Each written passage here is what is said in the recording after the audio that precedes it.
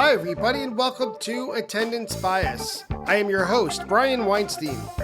After 2 days off and a very, very long drive, we are at the third stop of our tour, the Moody Center in Austin, Texas, for June 27th and 28th.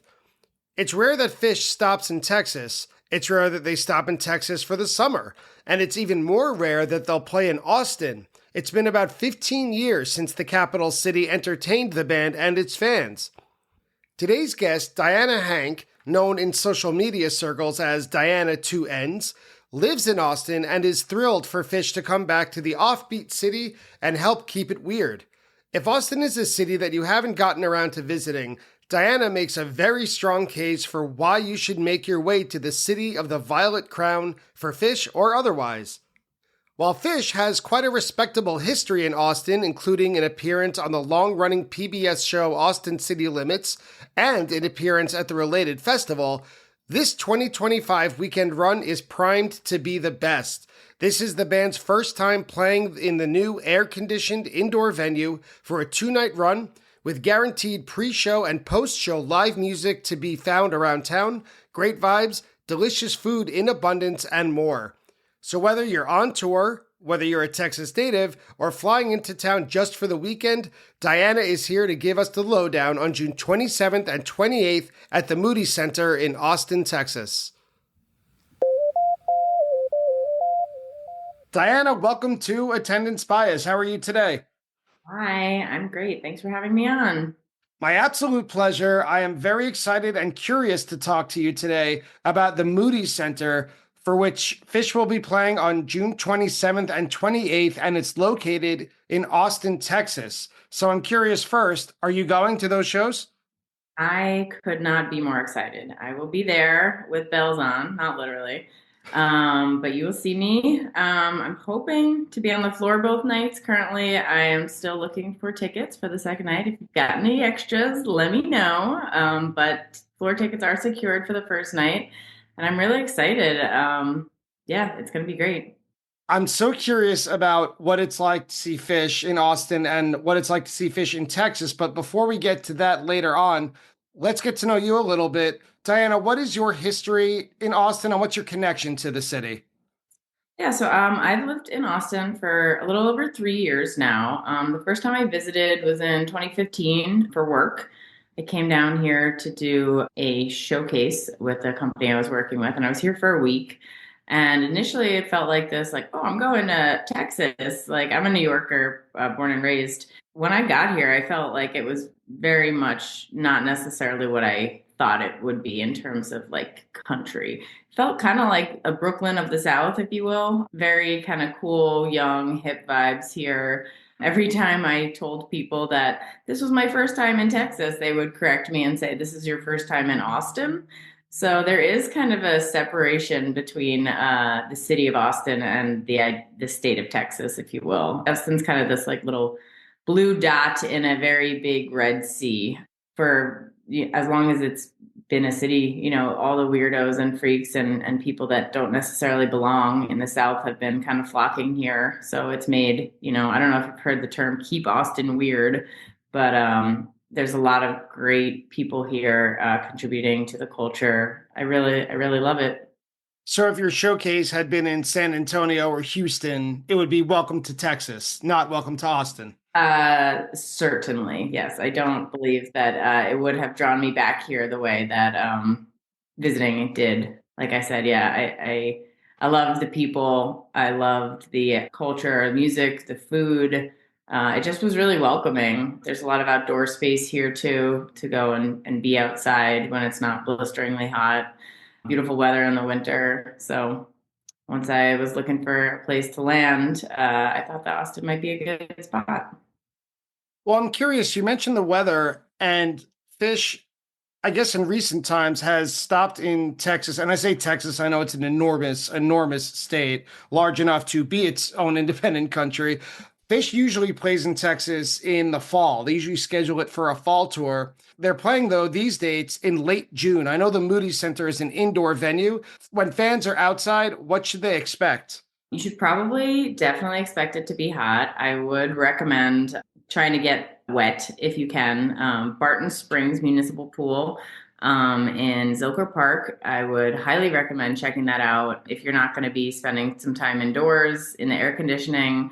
It's good to stay wet to keep cool. So thank goodness we are going to be indoors. It'll be very lovely. The Moody Center is right in the middle of town, so you don't have to worry about getting around too much, and wear sunscreen for sure.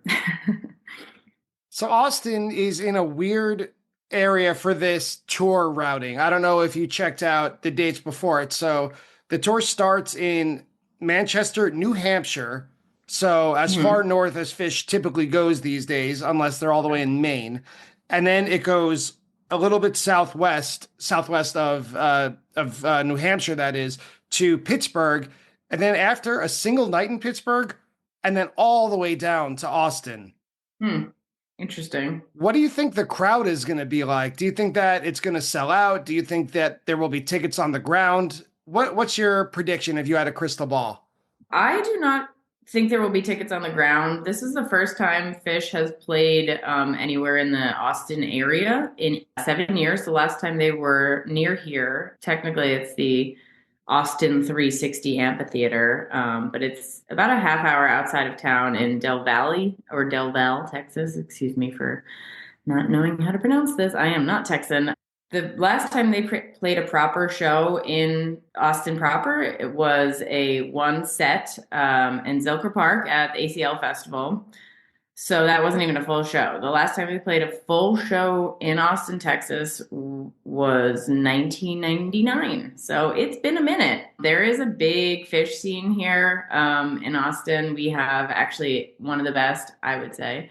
Phish cover bands in the country, a live one. They've been around for since 2011. Lots of shows all the time. I've met a lot of great people through those shows, and people are really itching for shows here. The last shows they played here were outdoors, like I said, a half hour from the middle of the city, and on a Tuesday in the middle of July. So not really drawing a crowd here. Austin's a great city that I think a lot of people want to come visit, but maybe don't necessarily have quote unquote a reason to. It is deep in the heart of Texas, and our airport is kind of small, so there might not be direct flights from everywhere. But I think these weekend shows indoors in the middle of the city proper will draw a much larger crowd than a Tuesday outdoors in the middle of July would. I would hope so. You mentioned that you've been in Austin for 3 years, and you've said a couple times different ways that you find it special. If I were doing the whole tour, what's something about Austin that you think I might remember? Or what is something, and to put it another way, what's something you love about Austin that maybe people who are visiting wouldn't be able to find anywhere else? What makes it unique? Like I mentioned before about the makeup of Austin, all the people, I think people who came to Austin are here for a certain reason. There is an easiness about it.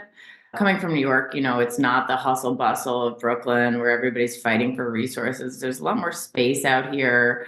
It's been a growing city for years. And while it is getting bigger, it's still very easily navigatable. I think, the farthest anything ever is going to be from you in Austin is like a 25-minute drive. And even that feels like, oh, that's a trek.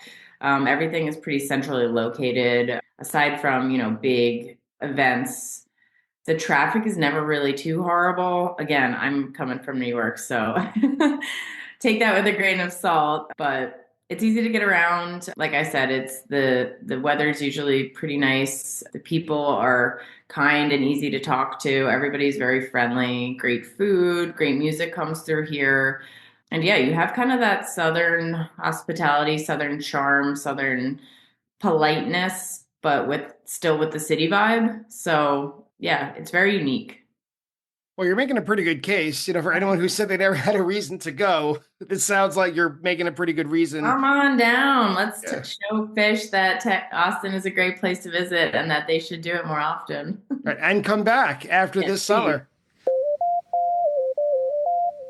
So let's take a look at the Moody Center. So it might be the newest venue on tour and maybe the newest venue that Phish has played in a while. It opened fairly recently in April 2022. And like so many other venues on this tour, it's on a college campus. I think there's 10 venues on this tour. And unless I got my numbers wrong, I think half of them are either on a college campus or associated with a college, whether that's Folsom Field or the Peterson Center is on the University of Pittsburgh campus. So in this case, the Moody Center is on the campus of UT Austin. I did notice that this summer tour seems to have a lot more indoor venues than it usually does, fewer sheds. It's an interesting little tidbit. Yeah, that's come up a lot in my conversations with fans about this tour. My guess is that they're just sick of Yeah. event insurance and Weather, weather. yeah. Yeah, I think it's as simple as that. I think I it's love an indoor venue in the middle of summer tour. Let's go. The minute the lights go down, you don't have to wait for sunset and those sleepy first sets. We can get weird from the get. plus air conditioning. Plus air conditioning. I'm sure I remember hearing you on Tom Marshall's podcast that you were interviewed about your experience at the Baker's Dozen, right? Oh yeah, absolutely. More summer Phish at MSG. More It's summer Phish at MSG. It's so humid anywhere in like Camden or Holmdel. Air conditioning in an arena, industrial AC, bring it on. yeah. So the capacity for this venue on the campus of UT Austin is it's listed. It was weird to get a hard number down when I was looking at the website.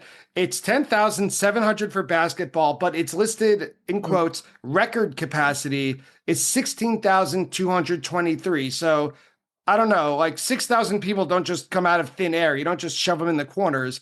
I'm not sure how that those different numbers vary. Yeah. I do see in your notes here that you're listing it as the largest event floor in the nation, which is making me feel a little bit stressed about being on the floor. Hey, those aren't my words. That's UT's. That's what UT advertises it as. I've been on the floor for an event here, and it did not feel super crowded or packed. But then again, those both of those times, they had seats, so I guess we'll see what it's like. You do need to take a flight of stairs down from the lower bowl to get to the floor. So unfortunately, to all those folks who are thinking about jumping the rail and hopping down onto the floor, it's going to be a little bit of a drop from there. So I would not recommend that. Well, I hope they don't play Sabotage for the encore, only for the people who would do that. Yeah. I saw when I was doing the research and I was looking up the Moody Center on the website's FAQ for the Moody Center, there's a drop down tab very specifically for frequently asked questions. One of them is, I don't know, frequently asked, how is Matthew McConaughey involved?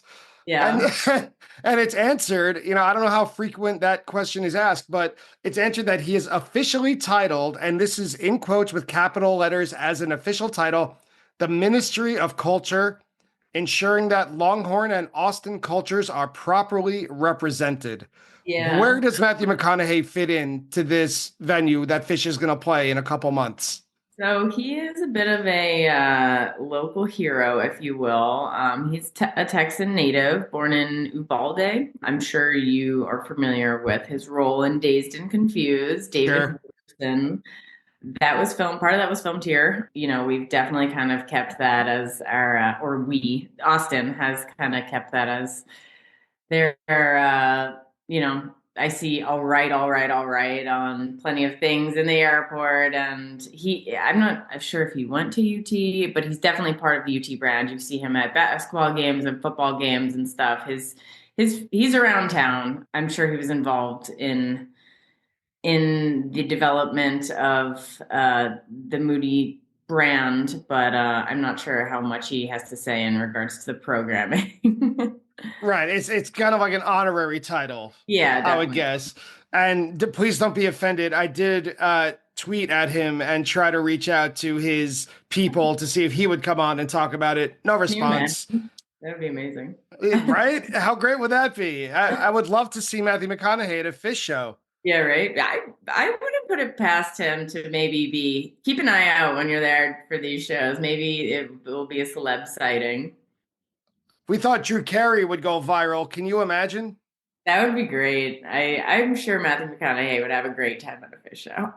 It would be hard for him not to. Yeah, Uh, right.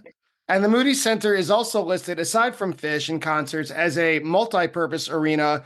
It's home to the Longhorns NCAA basketball team. And I didn't know this existed. My wife had to fill me in that there is a professional bull riders organization, and the team that is from Austin is called the Austin Gamblers. Have you been to the rodeo?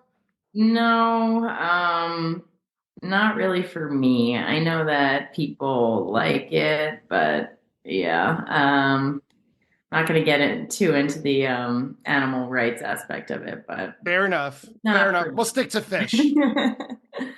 So, if you do you have any tips or tricks for people who are coming to the Moody Center for the first time? What should they expect? If I'm a fan walking into this brand new venue, brand new to me, good sound, bad sound, any seats that are better than others, any inside information you could hand to me? Yeah, I mean, it's a really comfortable venue. As you mentioned, it's brand new, so everything's all clean and in working order. As is the case with so many large venues around the country, like you're going to get that arena pricing for food and drinks. So probably definitely take care of the eating and drinking before you get to the venue, or as much of it as you can. There is a lot of great bars within about a mile walking distance from the venue. So definitely ample opportunities to take care of that. Yeah, but the venue's great. The sound has been awesome. I've been in many different spots around the arena for different shows, and so far no complaints about that. It's a state of the art sound system in there, and as you mentioned, it's a brand new venue. They tore down the other UT basketball arena a couple of years ago, or I guess within the last year. This is a much needed upgrade, I believe.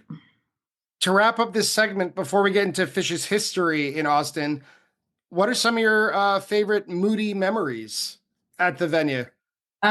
So the first show I saw there was Dave Matthews Band, which brings me back to my gateway into the jam band scene. I hadn't seen him in a couple of years. It was a great show. He puts on a great show. I've also had the opportunity to see Lizzo there, which was fantastic. I saw Roxy Music there. I saw Billy Strings a couple times. But I think my favorite Moody memory has been being on the floor pretty much as front row center as you can be for Pink. Wow. She put on an exceptional show. If anyone has the opportunity to go see her, absolutely do so. I've been a fan of Pink's music, I think, for longer than I'd like to admit at this point. Kind of grew up with her, and she is still absolutely crushing it. Flying around, doing all sorts of aerial arts, and absolutely spectacular. Cannot recommend it enough. So you and I talked a little bit before we hit record about Fish's, let's say, inconsistent history or inconsistent visits to the Mhm. state of Texas and Austin specifically. So Fish has never played the Moody Center before, but we have to admit this is not the band's first time in Austin. According to Phish.net, Phish has played Austin 10 times as of this recording, and this doesn't count the surrounding area, which you mentioned a little bit earlier in our conversation. It also doesn't count solo acts like Tab or the Mike Gordon Band or Mike Gordon with Leo Kottke, because they've both played Austin several times. The band's first gig in the city was October 26th, 1990. So that's way Mm. back. That's before they even played Philadelphia, I think. Oh, wow. Yeah, so that really shocked me. And it was Yeah. at a club called the Cannibal Club, which, and I'm kind of embarrassed to admit this, I do a lot of these small club venues that are from Fish's early days. I do a lot of the research to find out about them on Facebook because there Yeah. are dozens and dozens of small, like micro community groups Yeah. specifically dedicated to each club. Oh, cool. So yeah, so if you're listening and you were in Austin in the very early 90s or probably even before that and you went to the Cannibal Club, there are lots of set lists and concert posters. So I found notes on it and on the Husker Du online database of all places. So it was described as a defunct punk club, and the Mhm. show that Fish played was a one set show, and Fish was third of four acts that night. So you shouldn't be surprised. There are no available recordings or even set list recordings of that show or that set in circulation. I know that Austin is a big music city. Are there still small venues like 100, 200 person capacity places? Oh, absolutely. That's one of the best parts about this town is there's so many rooms to see music in. Definitely worth checking out, some local papers or Instagram accounts before you get here, because I'm sure there's going to be plenty of pre and post shows planned around town. Right. So anyone who's not seeing that, I hesitate to call Pittsburgh the Northeast, but compared to Austin, you might. But anyone who's not seeing the very beginning of the tour, but you're in Austin a day or two early, it seems like there's a lot of options for night zeros or night negative ones if you're in Oh, town. absolutely. Austin calls itself the music capital of the world, so I'm sure there will be plenty of music available, whether it be, somewhere like the White Horse Tavern where there's local country honky tonk music happening every night, or something a little bit bigger like Antone's or 310 at ACL Live, which might have music happening on night zero.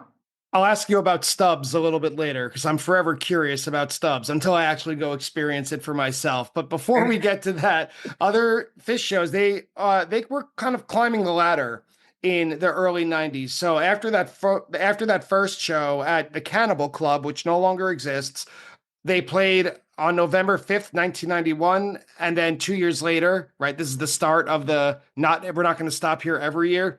March 6th, 1993, at a place called Liberty Lunch, which I found was a converted lumber yard that turned into a luncheonette that then turned into a punk club.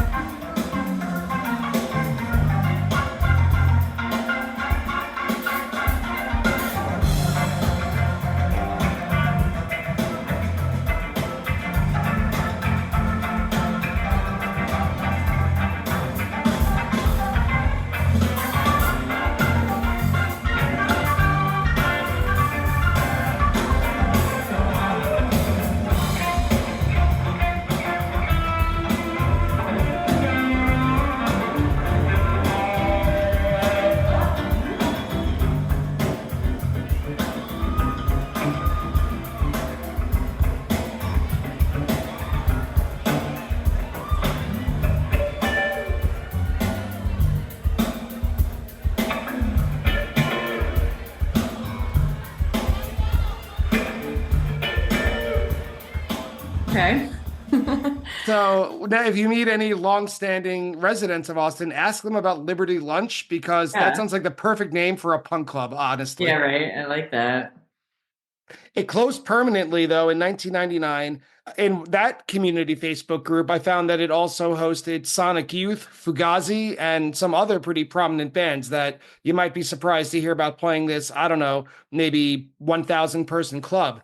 Yeah. They would climb the ladder, though, in the mid 90s, as they did nationwide. They played two shows in October 95 at the Austin Music Hall, which I believe is still open. Am I right, or do you know?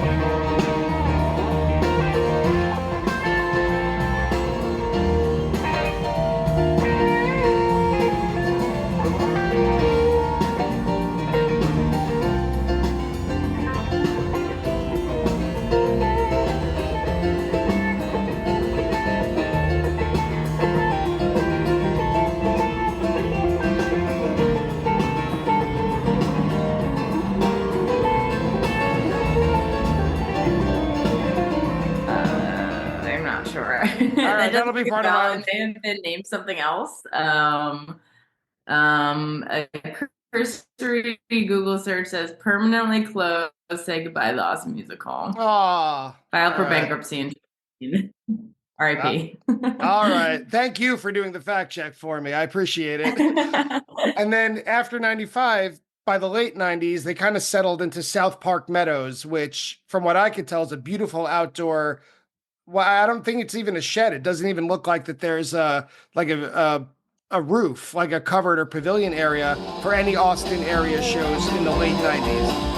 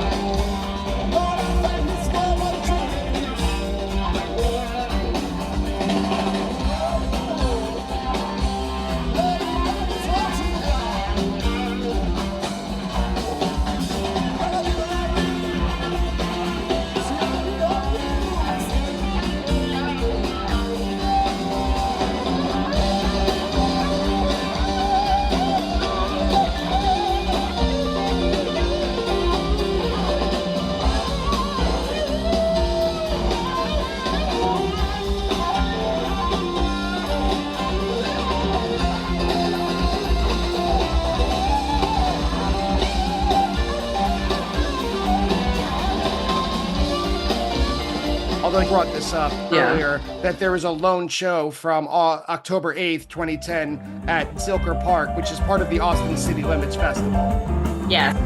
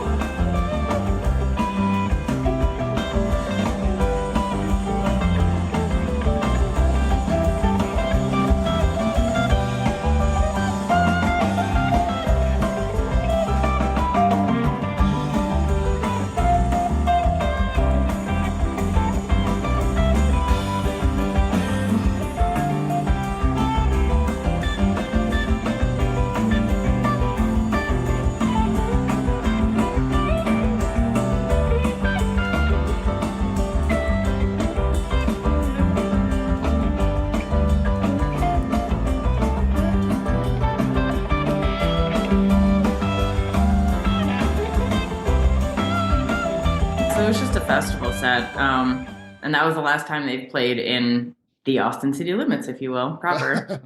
It's not just a clever name. Yeah. And so the last time Phish played Austin, technically speaking, was on July 17th, 2000.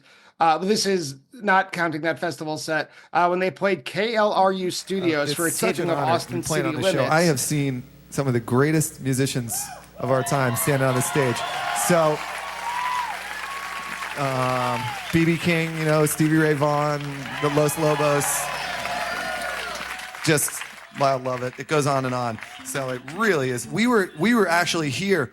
We were driving to play in Austin in 1993 to play. What was the name of that club that you played at? With a metal roof, you know? Liberty Lunch. Liberty Lunch. And we drove straight from Colorado. It was back when the four of us just drove in a van. It was like, I don't know, 20 hours or something. We're driving all night, and we're pulling into town, and they were announcing on the radio that Bela Fleck was going to be playing here. Right when we pulled in. So we drove straight from Colorado and pulled right up to the door there. And they had 4 tickets left, sat right over there in the thing. And Where you guys are sitting. Hey. It was pretty cool. So it's really, really great to be here. I really just. But the last time they played a proper show in the city that wasn't a festival set was September 24th, 99 at South Park Meadows. So as we talk to start off this conversation, we're coming full circle. These two shows have been a long time coming.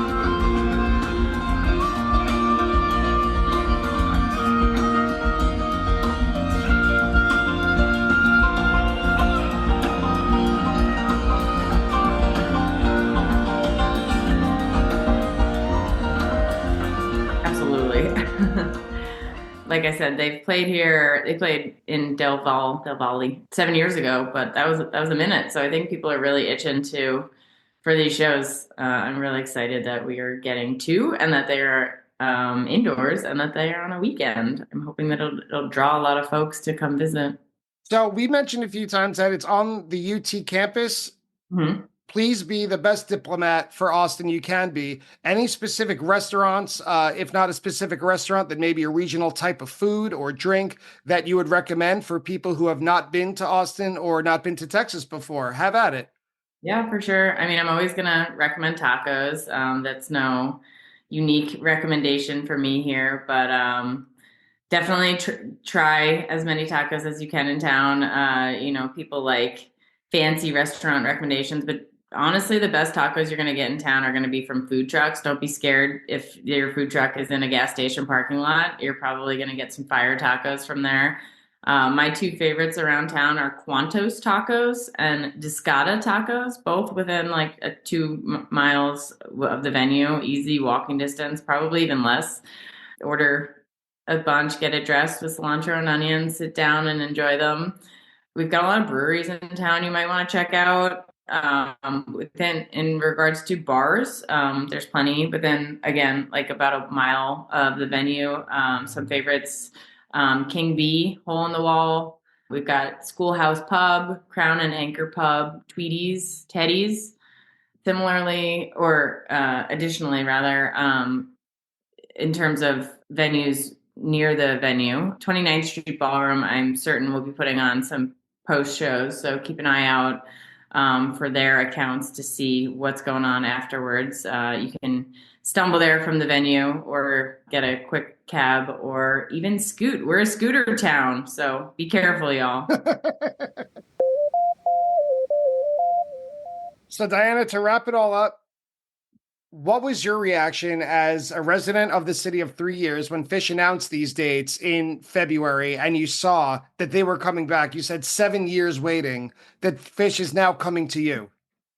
Very excited. I love the city, as I mentioned, and I think a lot of people I hear all the time, like, oh, I hear Austin is such a cool city, but maybe people have a little fear of coming to Texas, or they're not sure why they should. And this feels like a very easy decision. Get into Austin. The venue is 20 minutes from the airport tops. There's so many hotels that you can stay at right in the middle of downtown, and you're in it. You don't really got to travel very far, whether you're in walking distance of the venue or, again, a short car ride or a scooter. It's a great way to be able to check out the city and not have to do too much traveling once you're here. So I'm really excited. I think a lot of people are really looking forward to these shows, and I hope that people will come to town and see what Austin has to offer, because it's a really great city, and I hope that you will come and visit. Well, Dianna, thank you for taking time out of your day to come talk to us about Austin, about Phish, about the history, about food trucks and where to get the best tacos and everything in between. So thanks so much for taking your time. We all appreciate it. Thanks for having me. Looking forward to seeing y'all in Austin, Texas this summer. And that's it for today's episode. I'd love to thank Dianna, Dianna Hank from Austin, for joining me today. Phish.in for the various recordings used in today's episode, Phish.net for their help with all of the information we had to dig up, and the Mockingbird Foundation for everything they do to help with children's music education. If you enjoy Attendance Bias, please support the show by visiting www.buymeacoffee.com/attendancebias and donating anything you can to help keep production going. You can also follow Attendance Bias anywhere on social media. Next time on Attendance Bias, we will review Folsom Field, a first-time venue for Phish and somewhat of a controversial pick, but I'm excited to share it with you. Thank you again for listening, and I'll see you next time on Attendance Bias.